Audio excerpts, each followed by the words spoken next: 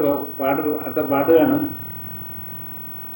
മാ കുരു ധനജന യൗവന ഗർവം ഹരതി നിമേഷ കാലസർവം.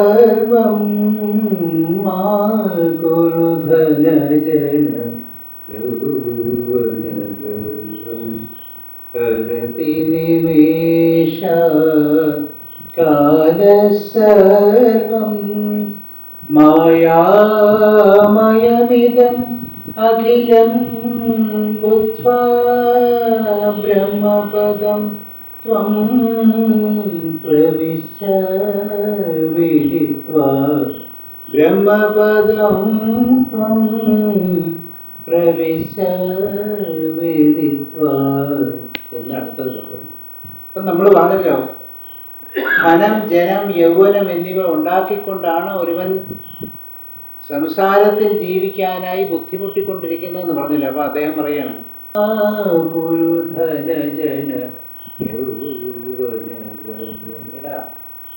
ചെറുക്ക,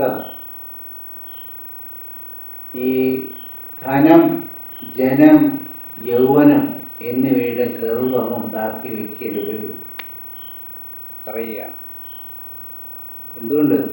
ഹരതി നിമേഷ കാലസർവം. കാലം ഒരു നിമിഷം കൊണ്ട്, ഒരു ഞൊടിയുടെ കൊണ്ട് ഇത് അടിച്ചുകൊണ്ട് പോകും. അതുവരെ ഉണ്ടായിരുന്ന യൗവനം എവിടെ പോയി? ധനം എവിടെ പോയി? ജനം എവിടെ പോയി? ഒന്നുമില്ല.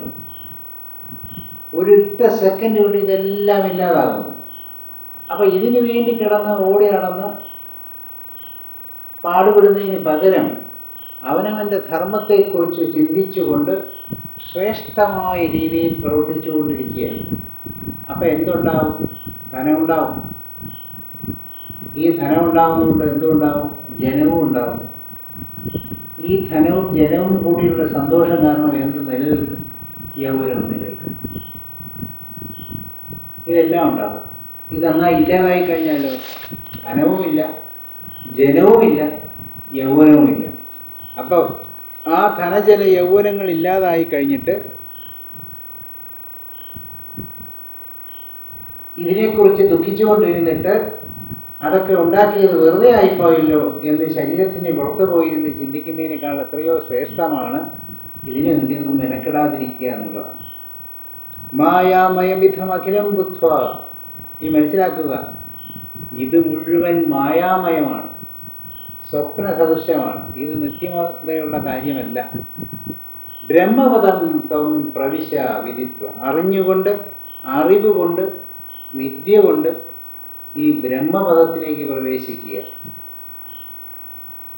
നീയാണ് സർവ്വതും, നീയാണ് സകലതും, നീ തന്നെയാണ് ഈ പ്രപഞ്ചത്തിൻ്റെ കാരണം, പ്രപഞ്ചത്തിൻ്റെ കർത്താവായിരിക്കുന്നത് നീ തന്നെയാണ് എന്ന് തിരിച്ചറിഞ്ഞുകൊണ്ട് ഇപ്പറഞ്ഞ ഭ്രമങ്ങളിൽ നിന്ന് മോചിതനാകുക. ഭ്രമങ്ങളിൽ നിന്ന് മോചിതനാകുക എന്ന് പറഞ്ഞാൽ ദുഃഖങ്ങളിൽ നിന്ന് മോചിതനാകുക. ഒരു ഭിക്ഷാന്തേഹിയായിരിക്കുന്ന ഒരു മനുഷ്യൻ ഒരു കരികിൻ്റെ മുകളിൽ നിന്ന്, ഒരു ചെറിയ സ്ലാബിൻ്റെ മുകളിൽ നിന്ന്, ഒരു ഓടയുടെ സ്ലാബിൻ്റെ മുകളിൽ നിന്ന് അദ്ദേഹം എത്രയോ വർഷമായിട്ടൊരു പാർക്കിൽ നിന്ന് വിചാരിച്ചുകൊണ്ടിരിക്കുകയായിരുന്നു അത്രേ. അദ്ദേഹം ആസന്ന മരണനായി തലകറങ്ങി വീണപ്പോൾ അത് കഴിഞ്ഞ് അദ്ദേഹം ഉണർന്നു കഴിഞ്ഞപ്പോൾ കാണാം, ആ താഴെ വീണ് കിടന്നപ്പോൾ അതിൻ്റെ അടിയിൽ ഒരു പെട്ടി ഇരിക്കുന്നതായിട്ട് കാണും. ആ പെട്ടി വലിച്ച് ഇറക്കി തുറന്നു നോക്കിയപ്പോൾ അതിനകത്ത് മുഴുവൻ സ്വർണ്ണ നാണയങ്ങളാണ്. അത്രയും നാണയത്തിൻ്റെ മുകളിൽ ഇരുന്നാണ് തെണ്ടിക്കൊണ്ടിരുന്നത്. ഈ സ്വർണമായിരുന്നല്ലോ എന്നുള്ള ഷോക്കിൽ അദ്ദേഹം അടുത്ത തലകറങ്ങി വീഴുന്നു, പിന്നെ ഉറങ്ങിട്ടില്ല എന്ന് പറഞ്ഞതുപോലെ മനുഷ്യൻ അവൻ്റെ അപരിമിതമായിരിക്കുന്ന സമ്പത്തിനെ മറന്നുകൊണ്ട് നടക്കുന്നു. ഞാൻ എപ്പോഴൊരു കഥ പറയാറുണ്ട്. അതാണ് ഒരു ധനികനായിരിക്കുന്ന ഒരു വ്യക്തിക്ക് ഒരു മകനുണ്ട്. അസുഖം വന്ന് ധനികനായ വ്യക്തി നേരത്തെ മരിച്ചു പോകാൻ തയ്യാറാകുമ്പോൾ അദ്ദേഹം ഒരു ട്രസ്റ്റ് എഴുതി വയ്ക്കും അവനെ നോക്കാൻ വേണ്ടി. കൂട്ടത്തിൽ അവിടെ നിയമമൊക്കെ അറിയാവുന്ന അല്ലെങ്കിൽ എന്തെങ്കിലുമൊക്കെ മുതിർന്ന ഒരാളെ അങ്ങ് ഏൽപ്പിക്കും മകനെ നോക്കാൻ വേണ്ടി.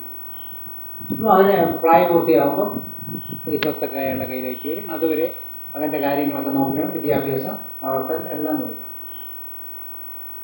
ഈ മകന് ഇത് മനസ്സിലാവുകയില്ല. മകനോട് ഒരിക്കലും ഇയാളിത് പറയുകയുമില്ല. അയാളിങ്ങനെ മകനെ ഇങ്ങനെ വിരട്ടി നിർത്തിക്കൊണ്ടിരിക്കുന്നു. ഒരിക്കലും ഈ സ്വത്തറിയാൻ സമ്മതിക്കില്ല. സ്വന്തം മക്കളും കൂടി ഇവിടെ വളർന്നുകൊണ്ടിരിക്കും. മിലരേവയുടെ കഥയിൽ ഇതാണ് സംഭവിക്കുന്നത്. ബുദ്ധനായിത്തീർന്ന മിലരേവയുടെ കഥ. നമുക്ക് മിലരേവയുടെ കഥ പറഞ്ഞുകൊണ്ടിരിക്കാൻ നേരമില്ലാത്തതുകൊണ്ട് നമ്മളതിലേക്ക് പോകുന്നു. അപ്പോൾ ഇതൊരിക്കലും അറിയാൻ സമ്മതിക്കാത്തതുകൊണ്ട് ഓരോ പ്രാവശ്യം ചെറിയ ചെറിയ ആവശ്യങ്ങൾ പറഞ്ഞുകൊണ്ടിരിക്കുമ്പം ഒരു ചൂടായിട്ട് കുറച്ച് ഒരു ബൈക്ക് വാങ്ങിക്കണം, ആ ബൈക്കൊന്നും വാങ്ങിക്കാൻ ഒക്കില്ല, ഒരു സൈക്കിൾ വാങ്ങിച്ചു തരാം എന്ന് പറഞ്ഞാൽ അതിൽ ചെറിയൊരു സൈക്കിൾ വാങ്ങിച്ചു. ഇങ്ങനെ ചെറിയ കൺസെഷൻസ് ഒക്കെ അനുവദിച്ച് അപ്പോൾ ആ ദയയിൽ ഇങ്ങനെ നിന്ന് പോവുകയാണ്. എന്നാണോ താൻ ഈ അപരിമിതമായിരിക്കുന്ന സ്വത്തിന് ഉടമയാണെന്ന് അവൻ അറിയുന്നത്, അതോടുകൂടി അവൻ സ്വാതന്ത്ര്യം പ്രഖ്യാപിക്കുന്നു. ഇതേ അവസ്ഥയാണ് മനുഷ്യൻ്റെ. അവൻ അറിഞ്ഞുകൂടാ. മനസ്സിങ്ങനെ അഹങ്കാരവും മനസ്സും കൂടെ ചേർന്ന് നമ്മളെ ഈ പറഞ്ഞ ഒരു ട്രസ്റ്റ് ഡീഡിനകത്തുകൂടെ പറ്റിച്ചുകൊണ്ടിരിക്കുകയാണ്.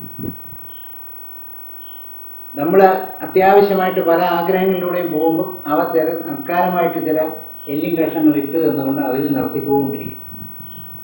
എന്നാണോ അപരിമിതമായിരിക്കുന്ന ആനന്ദത്തിന് ഉടമയാണെന്ന് അറിയുന്നത്, അതോടുകൂടി ആ അടിമത്തം തീരും. അതുവരെ എത്രയൊക്കെ കിടന്ന് രണ്ട് കൈയോ ഉയർത്തി ആകാശത്തേക്ക് വിടിവിച്ച് ചിന്താപത വിളിച്ചാലും ശരി, അടിമത്തം മാറില്ല. നമുക്ക് മാറുന്നതെന്ന് നമുക്ക് ഭാവിക്കാം, അത്രേ ഉള്ളൂ. അടിമത്തം മാറുന്നുണ്ടെങ്കിൽ സ്വന്തം സ്ഥിതി എന്താണെന്ന്, സ്വതന്ത്രം എന്താണെന്ന് മനസ്സിലാക്കിയാലേ സ്വാതന്ത്ര്യം ഉണ്ടാകും. അല്ലെങ്കിൽ അതുണ്ടാകുന്നില്ല. അപ്പോൾ അതാണ് ഇവിടെ പറഞ്ഞത്. മായാമയമിതമകിലും കുത്വാ ബ്രഹ്മപദം ത്വം പ്രവിശ. നീ ബ്രഹ്മപദത്തിലേക്ക് പ്രവേശിക്കുക, എന്നാൽ മാത്രമേ നിനക്ക് ഇതിൽ നിന്ന് മോചനമുള്ളൂ. അല്ലെങ്കിൽ നീ ചുമ്മാ ഈ സമയം കളഞ്ഞുകൊണ്ടിരിക്കുകയുള്ളൂ. നീ വീണ്ടും വീണ്ടും വീണ്ടും ആളുകളെ ഉണ്ടാക്കി കൂടെ നിർത്താനും യൗവനം സംരക്ഷിച്ചുകൊണ്ട് പോകാനും എപ്പോഴും ആണ് എന്ന് കാണിക്കാനും രോഗങ്ങളൊന്നും അറിയിക്കാതിരിക്കാനും ഒളിച്ചു വയ്ക്കുക. പല രോഗങ്ങളും വരുമ്പോൾ ഒളിച്ചു വയ്ക്കുന്ന ഒരുപാട് മാന്യന്മാരുണ്ട്. വെളിയിൽ പറയില്ല. എന്തുകൊണ്ടാണോ ചിലർ പറയുന്നത് അവരുടെ അക്രെഡിറ്റ്നെസ് പോകും. രോഗമാണെന്നൊക്കെ അറിഞ്ഞു കഴിഞ്ഞാൽ ആരും സഹായിക്കില്ല, അല്ലെങ്കിൽ ആവശ്യമൊന്നും. അതുകൊണ്ട് അത് വെളിയിൽ പറയാതിരിക്കുന്നതാണ് നല്ലത് എന്ന് വിചാരിക്കുന്നവരുണ്ട്. ചിലപ്പോൾ ശരിയായിരിക്കും, അറിഞ്ഞുള്ളൂ. പിന്നെ ഗ്ലാമർ മൊത്തത്തിൽ പോകും, ക്ലവനായി പോയി തോന്നില്ല. അതുകൊണ്ട് വെളിയിൽ പറയില്ല. ഇങ്ങനെയൊക്കെ അടക്കി വെച്ചുകൊണ്ടിരിക്കുക എന്നുള്ളതാണ്. ഇപ്പോൾ ക്യാൻസർ പോലുള്ള രോഗങ്ങൾ വന്നാൽ പബ്ലിക്കായിട്ട് പറഞ്ഞു നടക്കുന്നവരാണ് ഏറ്റവും പെട്ടെന്ന് രോഗത്തിൽ നിന്ന് ഭേദമാകുന്നത്. സത്യം പറഞ്ഞാൽ ശ്രദ്ധിച്ച് നോക്കിയാൽ മനസ്സിലാകും. എത്രയോ കലാകാരന്മാരും കലാകാരികളും ഒക്കെ അത് രോഗത്തിന് അടിമപ്പെട്ടിട്ട് അവർ വളരെ ധൈര്യമായിട്ട് അതിൽ നിന്ന് രക്ഷപ്പെട്ട് സുഖമായിട്ട് ഇറങ്ങി നടക്കുന്നത്. ഈ രഹസ്യമായിട്ട് വെച്ചുകൊണ്ടിരിക്കുന്നതോറും അത് അകത്തിരുന്ന് പഴുത്ത് ഭാഗമായി നേരത്തെ കാറ്റും പിടിച്ചുകൊണ്ടങ്ങ് പോകും. അതുകൊണ്ട് ഇതൊന്ന് രഹസ്യമായി വെച്ചിട്ട് കാര്യമില്ല എന്നുള്ളതാണ്. അപ്പോൾ അതുകൊണ്ട് അങ്ങനെയുള്ള കൃത്രിമമായിരിക്കുന്ന യൗവനം ഒന്ന് നിലനിർത്തിയിട്ട് കാര്യമില്ല എന്ന് അദ്ദേഹം പറയുകയാണ്.